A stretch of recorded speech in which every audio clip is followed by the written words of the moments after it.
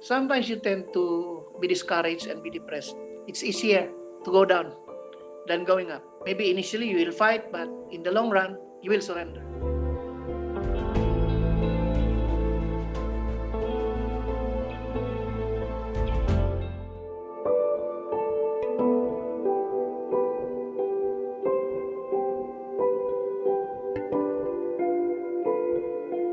Yung March 24, nakaramdam ako ng pananakit ng katawan. Parang kakaiba lang, pero hindi pa siya medyo malala. Kasi hindi ko pinansin kasi, syempre, ako yung taong maraming galaw eh. Noong 25, parang nilagnat ako. Sumasakit na yung katawan ko na hindi ko maintindihan. Tapos may ubo siya. Tapos yung ubo, parang tawag natin no, sa layman's term, parang malalim na ubo, yung walang lumalabas na plema. Parang hindi ka nare-relieve sa ubo. Kasi pag nag-ubo ka, ayaw niyang pumreno.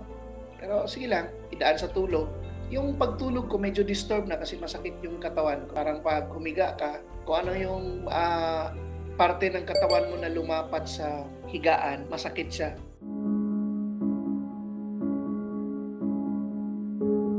So until pagdating ng March 29, nalaman ko positive na ako. Nagpa-check up na rin yung mga kasamaan ko sa bahay, yung anak ko, yung wife ko. So on the next day, nagpa-admit na ako. Nagpa-admit ako sa St. Luke's. Then they did baseline diagnostics, x-ray. X-ray pa lang sa akin, nung nakita ko yung baga ko, medyo kakaiba na.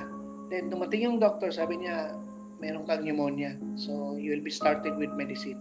Doon ako sa ER, around 5 days ako kasi nakalinya yan lahat. Ang dami kasing pasyente. The next day, nilipat ako sa kabila, yung may mga plastic na, yung nakatago na ako. I started coughing. Siguro dahil siyempre plastic cover lang siya, nadi-disturb yung mga kabila, nilipat nila ako sa isolation room. Doon, grabe na ubo ko. Nilagyan nila ako ng oxygen. Yung ubo ko doon, medyo agonizing siya dahil it does not stop. Tapos hindi ako maka-inhale para bumuelo sa next ubo. Ito, pag ubo mo, hindi pa ako maka-inhale, ubo ulit. Para hindi ako makakahigop ng hangin para bumuelo. Ang sakit sa dibdib, ang sakit sa ulo. Sumasakit yung ulo ko kasi siyempre kulang ako sa oxygen dahil nga puro buga eh. So they put me on oxygen tapos andun ako sa isolation. Ang nasa isip ko ngayon, sabi ko, pag hindi ito umasenso, I see you yung lalandingan ko nito.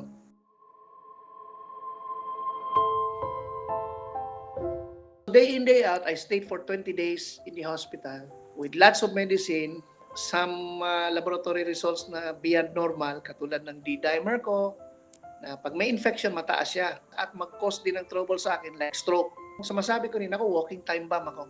So I was looking at the results, sabi ko, patay. Siyempre, ang pangit doon, nag-iisa ka lang eh. Sometimes you tend to be discouraged and be depressed. It's easier to go down than going up. Maybe initially you will fight, but in the long run, you will surrender. So I was coughing and sa hirap ang bumabaybay sa pag-iisip ko. Pag na-stroke ako or pag may sumabog sa akin, sana mabilis na lang and then I'll just lose consciousness and die right away.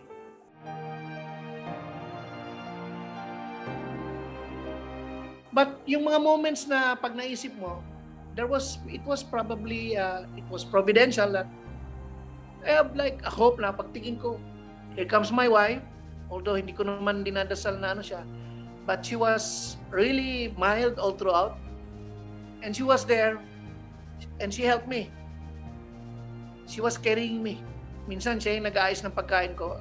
Parang yun lahat ay providential na I need to be alive. Because there are support systems slowly coming in my way, giving me hope. Pag binuksan ko yung social media, people are doing lots of things like nagpapakalbo sila para gumaling ako. There were like people who do push-ups. Imagine, I have lots of batteries of people doing it. So, the more tulungan ko sarili ko.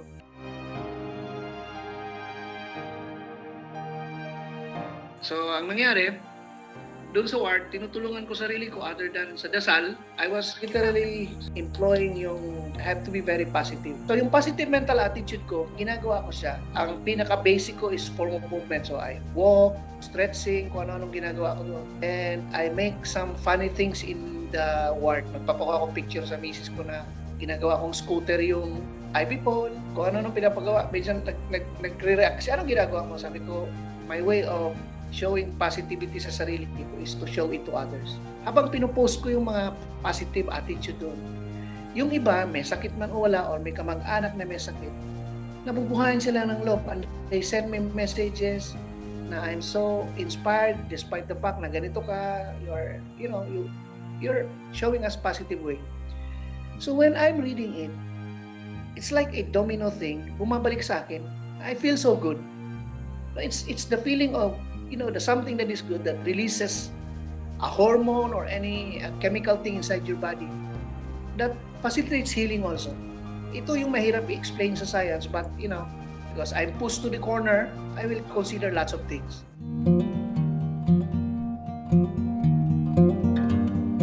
So until the 20th day when we were discharged and dumaan lang ng bahay, and then we went for quarantine already. Diretso dito sa Antipolo. So I continued my journey in the quarantine phase kasi hindi naman ibig sabihin tapos na, kasi there were news that COVID can recur again. Merong reinfection. So what I did, exercise. So when I was trying to go back to exercise, I felt the weakness na grabe, parang hindi ako ito Ibig sabihin hindi pa siya buwelo. So hinay-hinay, slowly, in baby steps, patiently, I was going back. Sige lang.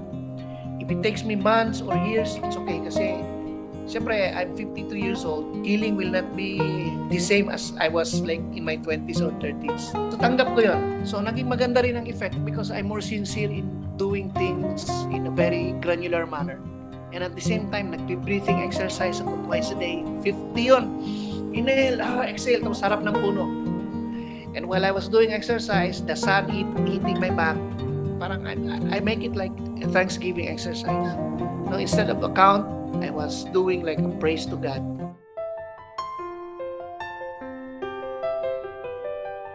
This is like, I don't say it's a chance na nabuhay ako. But I would like to say having a new life in the new normal days made me a new human. COVID has changed us, not only me. It gave me the illness, it gave me the agony. But in totality, it made me happy. I'm happy with COVID because maybe not all, we are realizing our strength and weaknesses. Mas naalagaan natin sarili natin ngayon. Medyo hygienic na siguro tayo ngayon. We are more conscious on ourselves. We are more conscious that health is very important. We are so conscious that spirituality is really important. I mean, we are changing. So I love COVID because it has changed us a lot. It has made us more rational, more humane. We are closer to ourselves, closer to our family, closer to our God, closer to Mother Earth, and closer to humanity.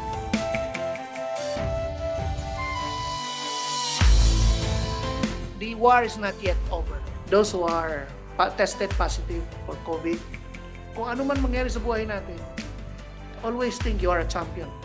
So if you have this illness, always think that you're an overcomer. Always try to play with the memories of the good things that happen in your life. Enjoy life, enjoy the journey, and along the way, you're fighting it out already. Because if you look back into your life and take all the things that made you that human being capable of rationalizing and loving, you have lived already, and that you won already the war. Ako si Dr. Ted Esguerra. I am an emergency management expert of the Energy Development Corporation, and I am a COVID survivor. Huya!